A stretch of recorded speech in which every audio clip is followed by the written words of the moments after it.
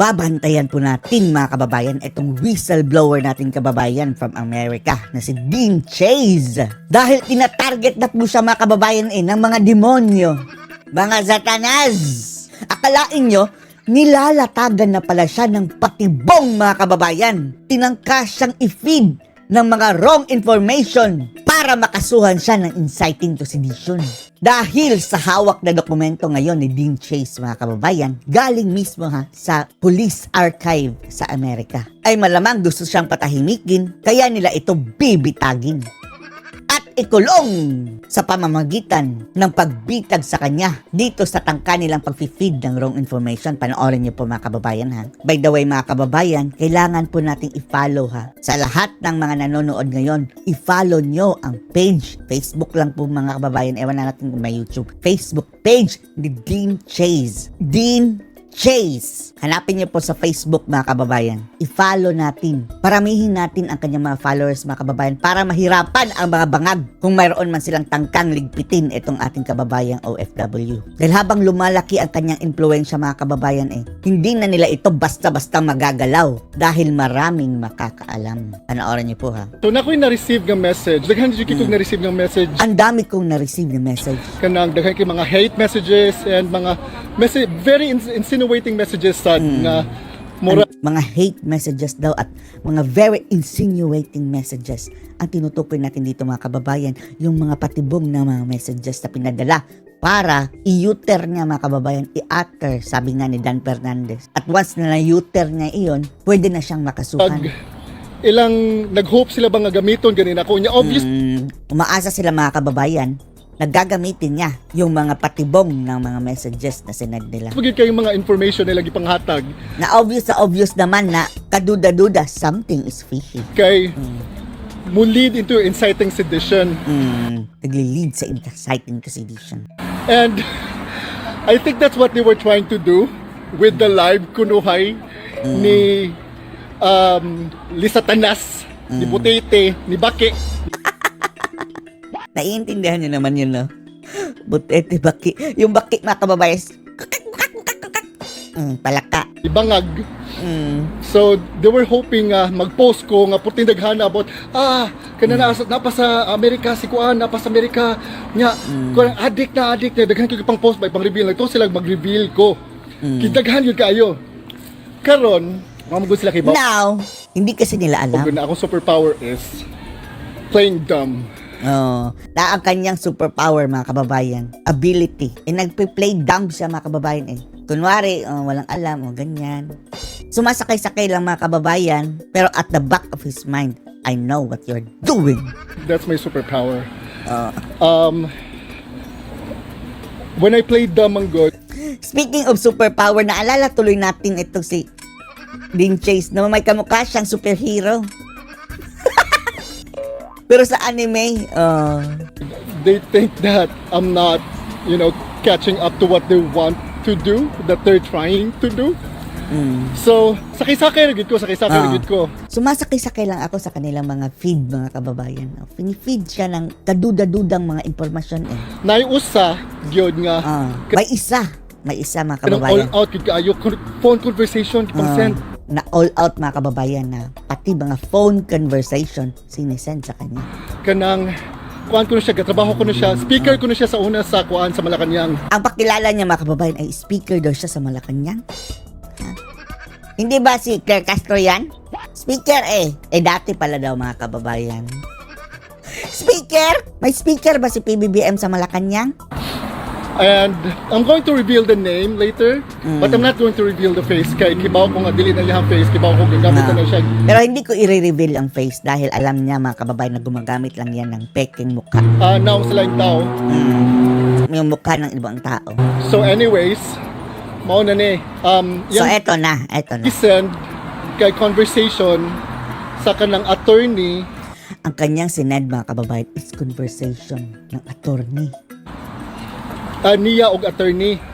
So yang giingon ka Conversation niya daw at nung attorney daw ni Lisa Araneta di umano sa Amerika. ay nag-insinuate nga kanang si Lisa Tanas Na nag-i-insinuate mga kababayan na si Lisa Tanas kay mo lagi na mo ay kanang hari-hari.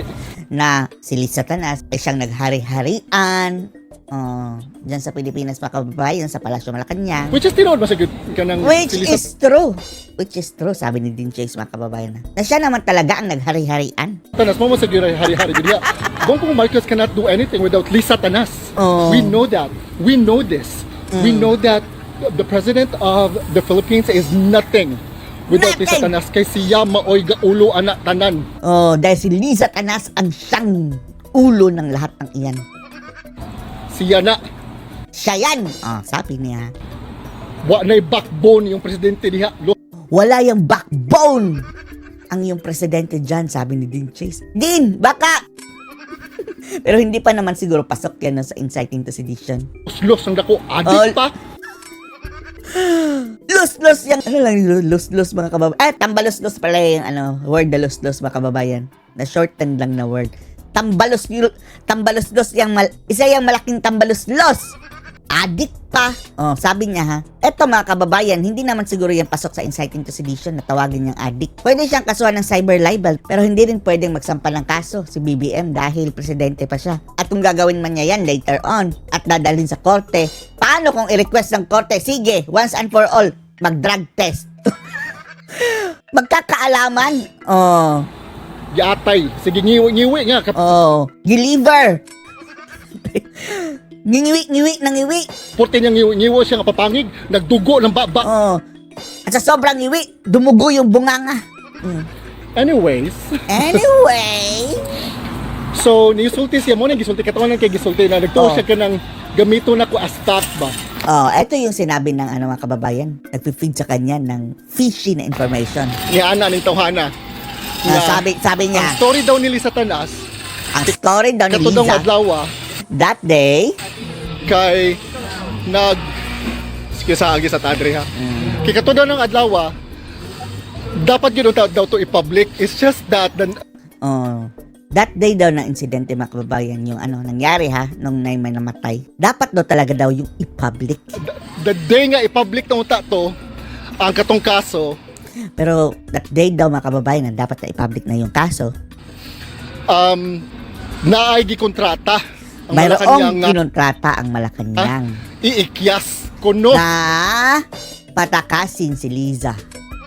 Hindi niya sinasabi mga kababayan ha. Nililinaw lang natin. Ang kanyang kinikwento ngayon mga kababayan ay yung balak i-feed sa kanya na kwento. Na in the first place, hindi niya kinagat mga kababayan. Kinuwento niya lang kung ano yung balak ibitag sa kanya. Dahil once na gagamitin niya ito daw mga kababayan na eto nangyari. Pwede siyang makasuhan ng inciting to sedition. Allegedly si Lisa Tanas. Unya karon, naminaw ra gyud ko. And then, nakikinig lang siya doon sa nagkwento sa kanya. Katawanan kayo. Nakakatawa.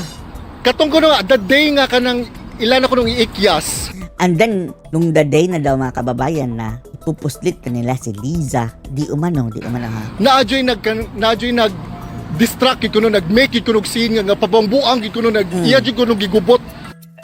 Mayroon daw umagaw sa eksena mga kababayan na nagbaliw-baliwan at kanyang ginugulo talaga ang sitwasyon. Ang kanang kuan, ang katong adlaw nga dapat ilan ang i-public ang Yung the day na dapat to kanang i-public, kuan, ang katong nahitabo dito sa Paulo Tantoco death. yung nangyari kay Paulo Tantonco death. Karon, And then ngayon, successful kuno ang katong kuan, katong naggubot. nagsaksid daw mga kababayan yung nanggulo. Gigubot niya ang kanang kuan, ang katong venue nga i-public na para makaikyas si Lisa Tanas. Ginulo daw niya mga kababayan yung supposedly announcement presentation sa anong nangyari kay doon sa entourage si Admiral. Nakaikyas gid kuno, nakailis kuno. Tapos nakatakas daw si Admiral mga kababayan. Kuyog atong gikontrata nga kanang gibayran nga para Kasama nung kinontrata daw nila mga kababayan na binayaran ikyas si Lisa Tanas. para tumakas si Lisa Tanas. Unya karon, And then moto, ngayon, gidrive na. Agi sila, nag-cross country drive sila. din-drive na daw mga kababayan, pinagmaneho. Supposedly ang plano, magko-cross country drive. Kaya di man pwede mag-plane, masakpan man, di Dahil hindi daw pwede mag-plane ba? So, Mahuhuli sila sa plane, mga kababayan. O kuno ni, allegedly, nangagi sila sa California, State of California, nag-drive sila to, diri sa tahaw no sa takay, mo gihingal ko. Binaybay daw nila ang California, mga kababayan. Kanang, nag-drive sila from California to Oregon and then Seattle.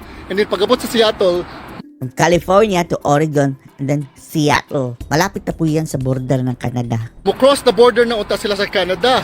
However, Magkukross sana sila ng border sa Canada. However, pagabot ko no dito sa Canada, gibaligi ako no pagdating sa Canada, tinrider siya daw, mga kababayan. siya sa gikontrata Nung kinontrata nila. sa Malacanang.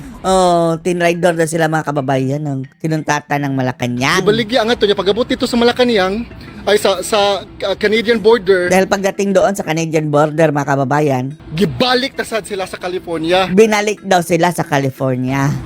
Allegedly. Allegedly. O kuno ng information nga gihatag sa kuha. Yan daw ang information na binigay sa kanya, mga kababayan, na unang-una, hindi kinagat ni Dean Chase dahil fishy. Kaya niya ikinuwento, mga kababayan, dahil it's up to you. Dahil gusto niyang iparinig sa inyo, mga kababayan, na ganyan ang itinanim sa kanya na kwento. Ewan na natin, ha, kung ano ang purpose talaga nung nag-send sa kanya ng Merong audio conversation, mga kababayan, isinend sa kanya. Kung mayroon ba yung hint ng katotohanan, tapos dinadagdagan lang ng kasinungalingan, or entirely false, ewan lang din natin. And then karon, katawanan kaayo kay pagabot ko no sa California, And then ngayon, nakakatawa dahil pagdating sa California, instead of kanang i-publicize na ko no ang katong situation, katong death ni Paulo Tantoco, instead na i-publicize na yung situation, yung death ni Paulo, instead of publicizing it, what happened, kay gisulod ko no siya, what happened is ipinasok siya. Ang tinutukoy niya si Lisa daw, mga kababayan. sa facility. Sa Drug facility. rehabilitation. Drug Rehabilitation Facility. Yan ang kwento pa rin, ha, ng nung nag-feed sa kanya ng fishy information, mga kababayan. Daw ko no, allegedly. Pinarehab daw si Madam, allegedly. Ingon ang katungkuan tao nga nag-message na conversation gid siya.